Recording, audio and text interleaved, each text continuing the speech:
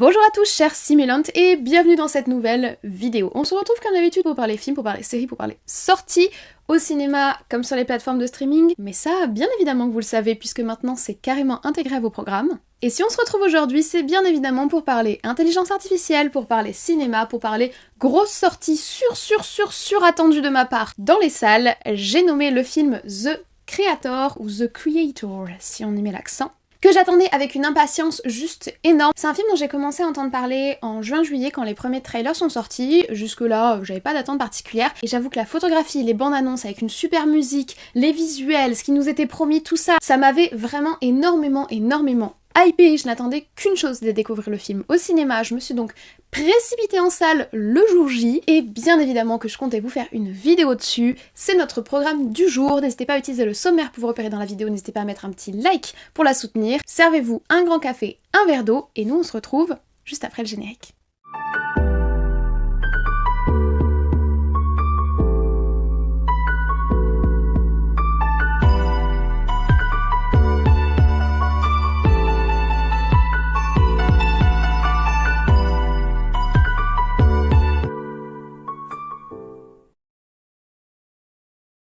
Alors, The Creator est un gros bébé de 2h15 de type science-fiction, action, aventure, qui est sorti le 23 septembre dernier dans nos salles. Sur ce film, on retrouve une Dream Team, j'ai nommé Hans Zimmer à la musique, Greg Fraser à la photographie et bien évidemment à la réalisation, Gareth Edwards. Gareth Edwards, c'est un réalisateur, scénariste et producteur qui est derrière l'un de mes Star Wars préférés, si ce n'est mon Star Wars préféré, Rogue One, sorti en 2016, mais aussi derrière des films de monstres plutôt sympathiques, notamment Le Roi des Monstres lui-même, son film autour de Godzilla en 2014, qui introduit un nouvel univers des kaiju que, honnêtement, j'ai hâte de voir grandir.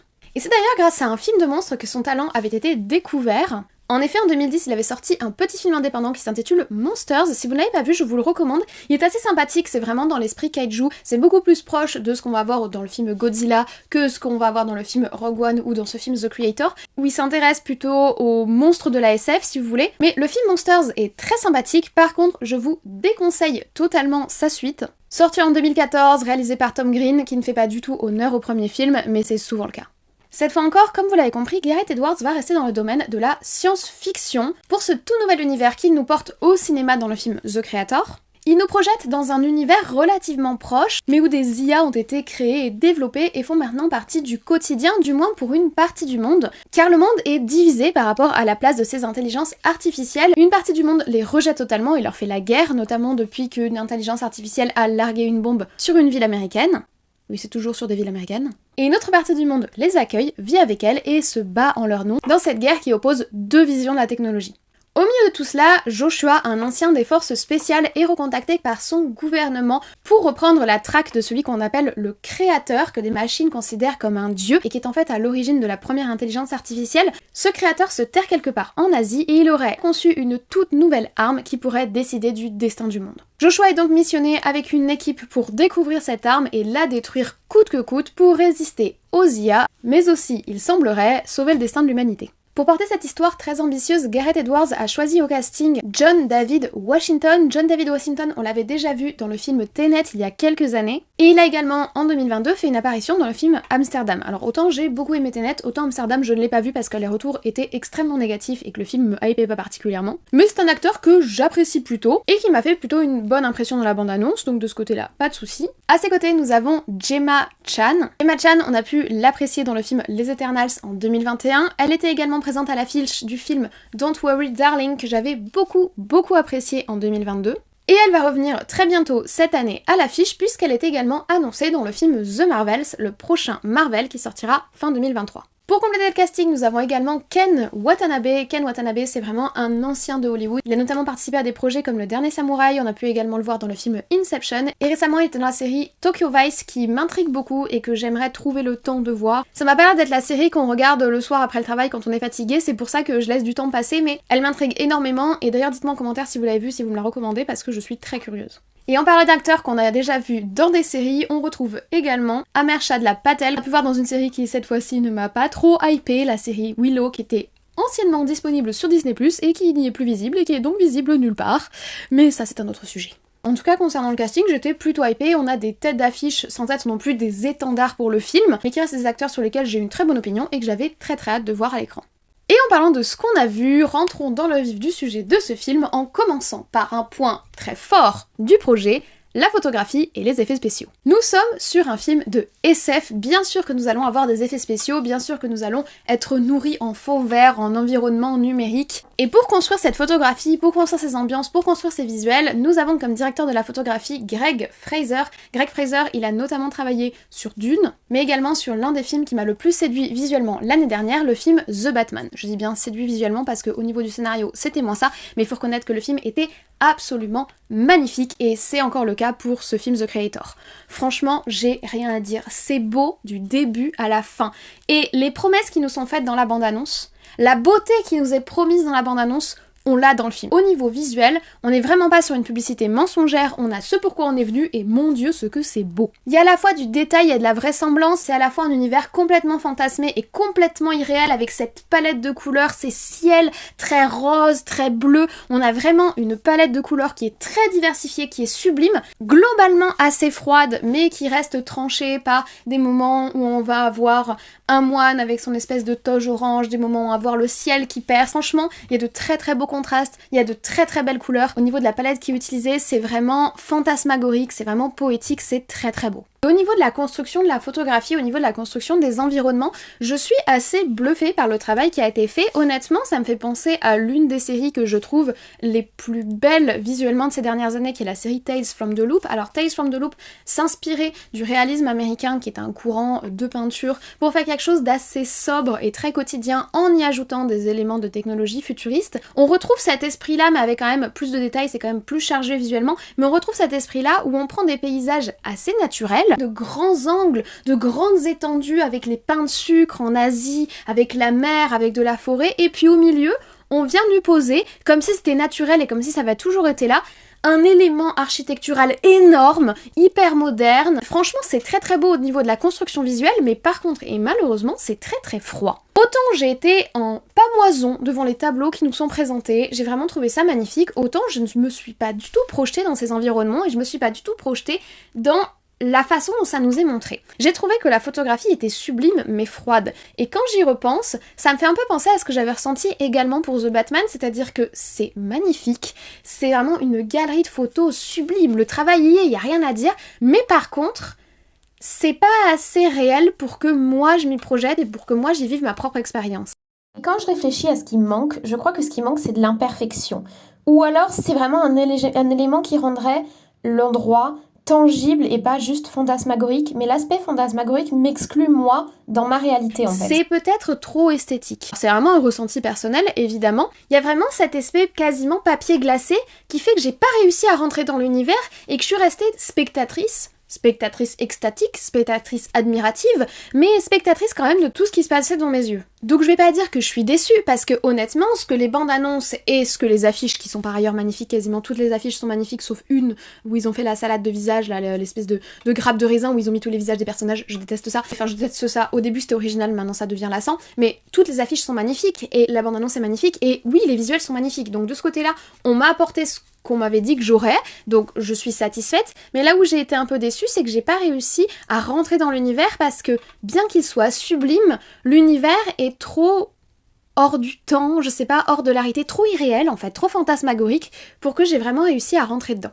Et je pense que ça vient aussi d'un deuxième élément dont je voudrais parler avec vous, qui est le contraste entre le travail qui est fait visuellement et les environnements, on va dire, visuels, et les chara design. En fait, j'ai été assez déçue par le chara design, c'est-à-dire les designs qui ont été pensés pour les différents personnages, et notamment les IA et les robots. Je m'attendais pas non plus à un truc complètement improbable, etc.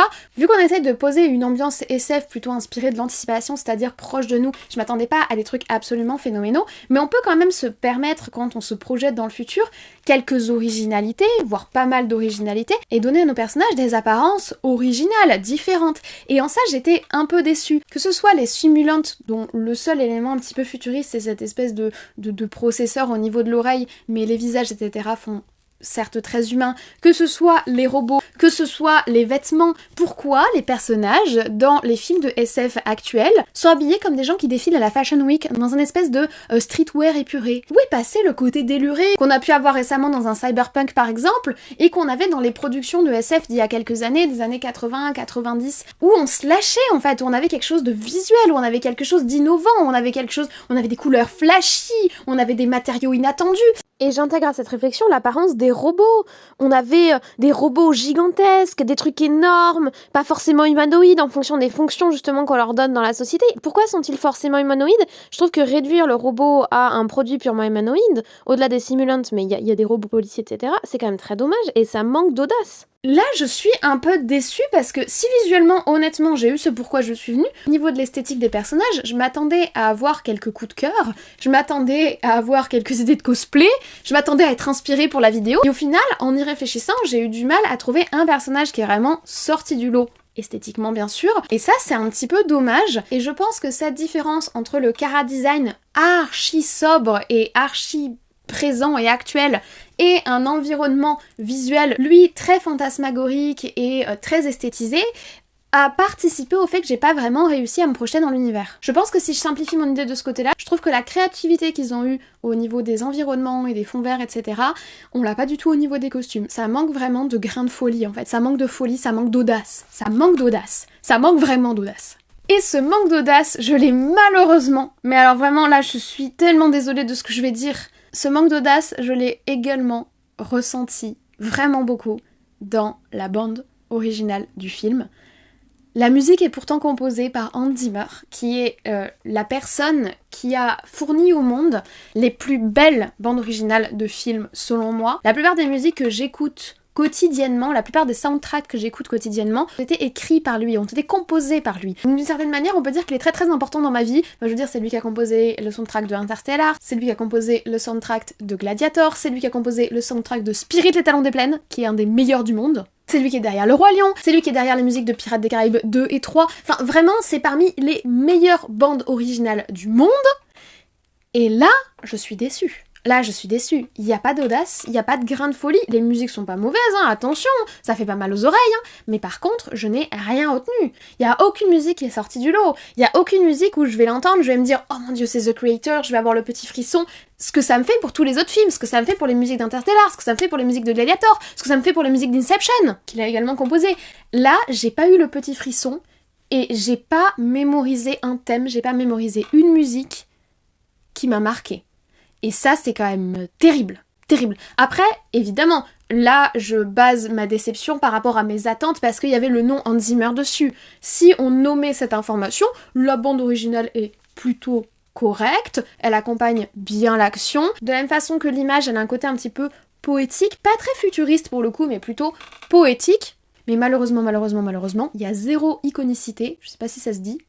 Peut-être que ça se dit, en tout cas elle est pas du tout iconique. Pour une production de Monsieur Hans Zimmer, c'est très décevant. Donc déjà sur la forme, comme vous pouvez le voir, je suis un petit peu déçue et malheureusement ça ne va pas aller en s'arrangeant puisqu'on va aller vers le fond du film. Honnêtement, vous l'avez compris, il y avait des grosses attentes sur ce film et je m'attendais à un scénario un petit peu grandiose. Je m'attendais à des enjeux mondiaux. Je m'attendais à une sorte de débat à ciel ouvert sur l'intelligence artificielle et sur le transhumanisme. Toute une réflexion sur la paix. Je m'attendais à quelque chose de très galvanisant, de très énorme en fait. Aussi énorme que ce que les visuels m'avaient vendu dans les bandes annonces. Et j'ai eu une petite histoire d'amour et de paternité. Voilà, d'amour perdu et de paternité, comme on en a déjà vu 75 000. Et c'est décevant. Et je vais achever le tableau, puis ensuite on argumentera. Et en plus, c'est hyper prévisible. Mais alors, quand je dis hyper prévisible, il y a même des trucs que j'ai prévus dans ma tête. Je me suis dit, oh non, ils vont pas faire ça. Et s'ils le font. En plus d'être prévisible, ils tombent dans tous les panneaux possibles et imaginables du gros cliché. C'est vraiment très dommage.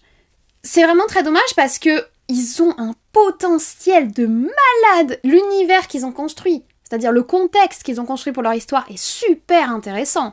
L'opposition entre les États occidentaux américains, américano-occidentaux on va dire, et les États asiatico-chinois, c'est très actuel. La thématique du transhumanisme, la thématique de l'intelligence artificielle, la thématique de la place des machines, la thématique du progrès, la thématique de la figure de l'enfant, la thématique de l'innocence des machines, c'est très intéressant. Et non, De quoi ils te parlent? D'une petite histoire d'un amour perdu que le mec il cherche sa meuf. En fait, c'est la psychothérapie d'un mec. C'est la psychothérapie d'un mec qui veut être papa et qui a perdu sa meuf.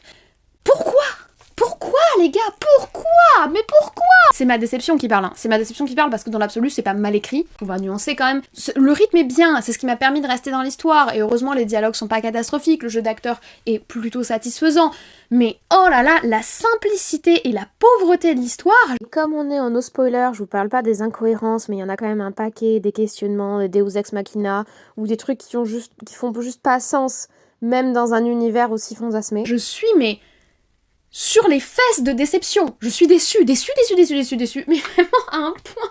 Parce qu'en fait, les attentes étaient énormes. Plus les attentes sont hautes, plus la déception est grande. Et là, la déception est immense, messieurs, dames. Elle est immense, et principalement sur ce point qu'est le scénario. Parce que si on passe à la partie suivante et qu'on parle du message, en soi, le message du film est plutôt intéressant. Tout un message autour du transhumanisme, du rapport à la machine, du rapport à la création, du rapport à l'artificiel, et donc forcément du rapport à l'intelligence artificielle qui est notre sujet ici. Alors, c'est un sujet qui est vu, revu. Ça participe aussi peut-être au manque d'intérêt que j'ai eu pour le film, parce que c'est un sujet qui a déjà été extrêmement bien traité par d'autres films. Je pense à IA, Intelligence Artificielle de Steven Spielberg, d'ailleurs adapté d'une nouvelle de Brian Aldiss, qui est un grand écrivain de science-fiction. Je pense également au film iRobot, qui a plutôt bien vieilli, puisqu'il est sorti en 2004, qui était lui adapté d'une nouvelle de Isaac Asimov. Je pense en 2014 au film Ex Machina, que j'ai revu 2 fois pour bien le comprendre et bien l'interpréter, mais que finalement j'apprécie. Il a été réalisé par Alex Garland,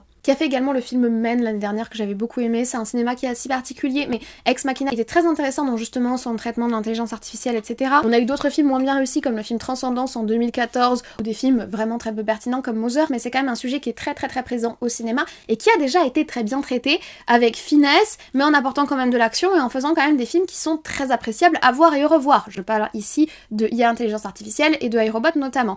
Et je trouve que ce film-là, bien qu'il aborde des thèmes qui sont intéressants, passe un petit peu à côté de son sujet, ou du moins ne le traite pas assez, parce qu'il passe trop de temps à nous raconter l'histoire du mec qui fait une psychothérapie là. C'est dommage, parce que je vous dis, tout le rapport entre le bloc américain et le bloc asiatique par rapport à la technologie, s'ils avaient creusé, je pense qu'on pourrait avoir des réflexions très pertinentes. Par rapport à ce qu'on connaît aujourd'hui, la différence entre le point de vue occidental et le point de vue asiatique vis-à-vis de la technologie et de l'impact de la technologie dans nos vies, ça peut être intéressant, mais réduire ça à les méchants contre les gentils, le bloc occidental et le bloc asiatique l'un contre l'autre, c'est complètement absurde, réducteur et pas pertinent.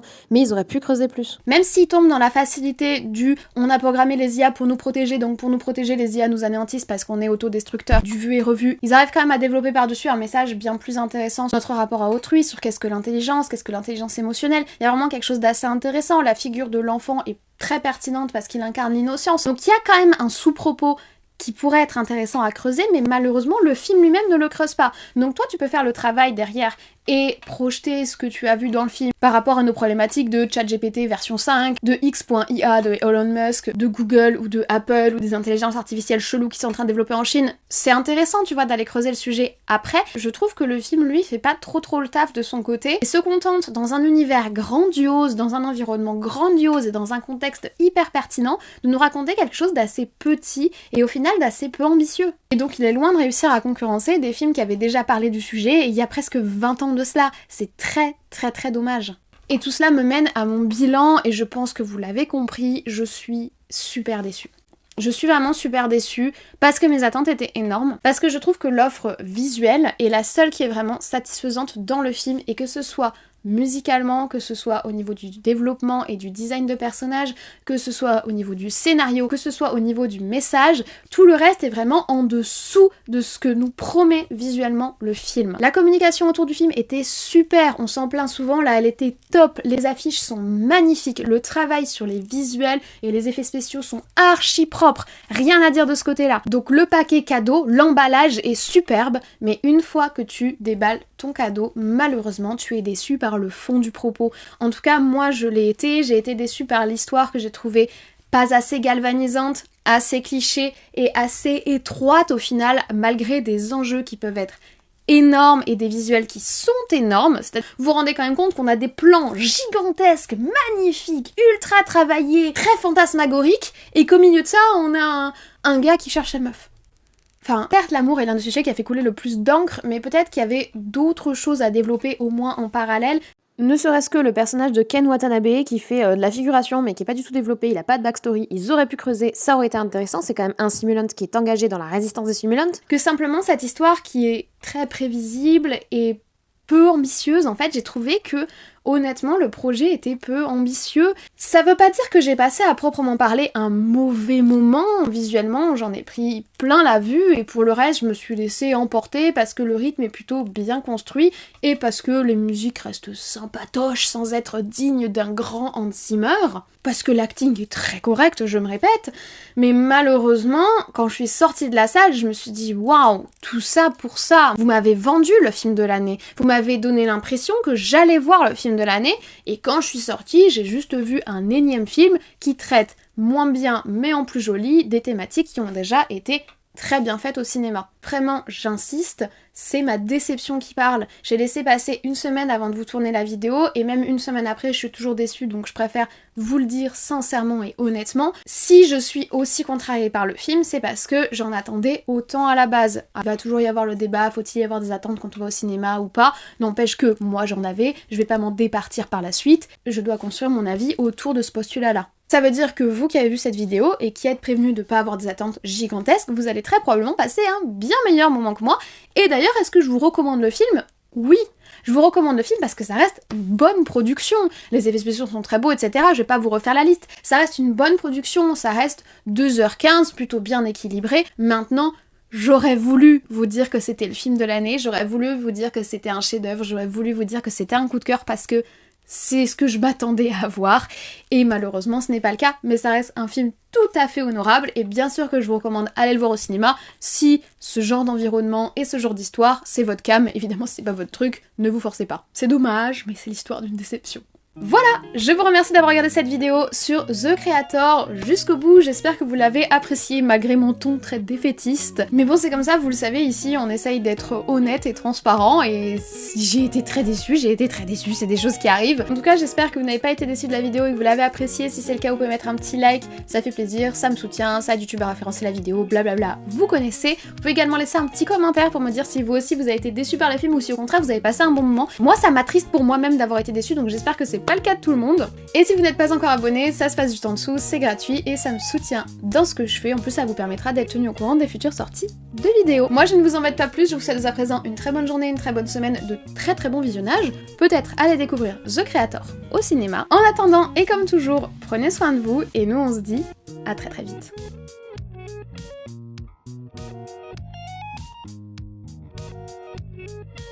Et dites-moi si vous avez aimé mon petit maquillage futuriste. J'en avais jamais fait avant, du coup, j'espère que vous avez apprécié le rendu.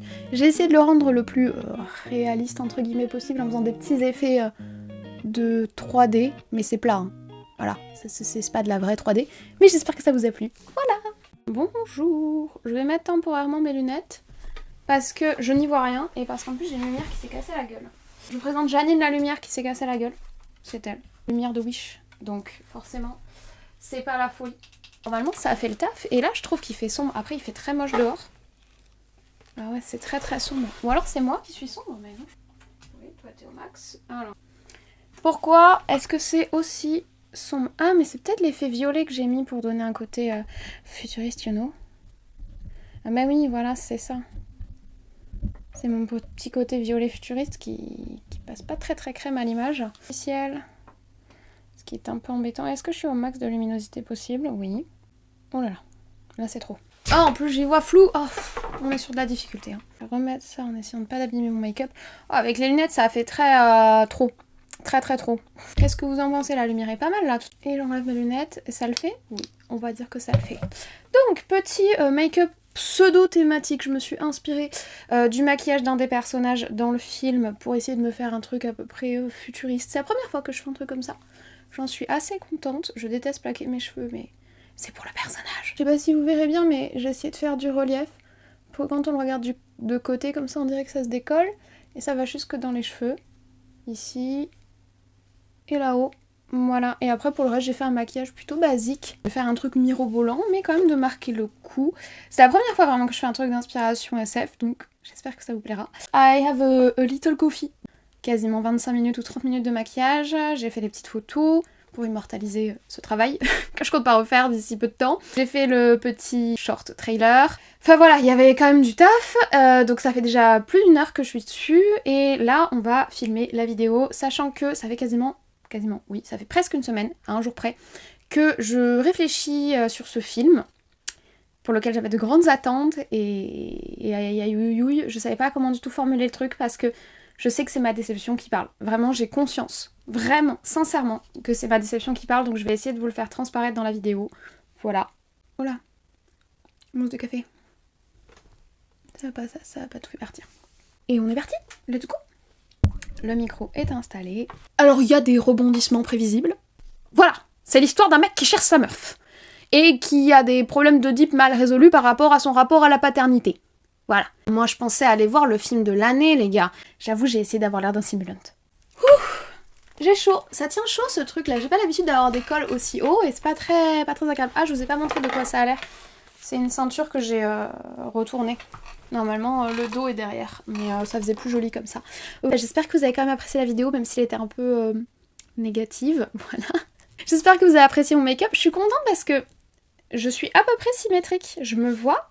C'est pas facile de faire de la symétrie, là vous voyez en fait, ici c'est beaucoup plus long que ici, par exemple, parce que mon visage n'est pas symétrique, le visage de personne n'est symétrique, et du coup, faire de la symétrie sur un visage qui n'est pas symétrique, c'est dur, faire de la symétrie tout court de base, c'est dur à main levée, donc j'espère que ça vous a plu, j'en suis plutôt contente, j'ai pris plein de photos pour le garder, et quand je souris, je trouve qu'il passe bien. Parce que j'avais peur que quand tu contraries la ligne du visage, c'est toujours chiant, et en fait du coup, si j'étais descendue trop bas, ça serait tombé trop bas. Du coup, quand j'ai placé les points, je les ai placés sur le rebond des pommettes. Je sais pas si vous voyez. C'est très bizarre de sourire de façon forcée. Mais du coup, ça fait pas mal. Donc du coup, j'avais la petite coiffure. Mais effectivement, quand on enlève sous les cheveux, ça fait quelque chose de pas trop mal. Je suis assez contente de moi. Voilà. Merci d'avoir regardé cette pause générique. Ciao!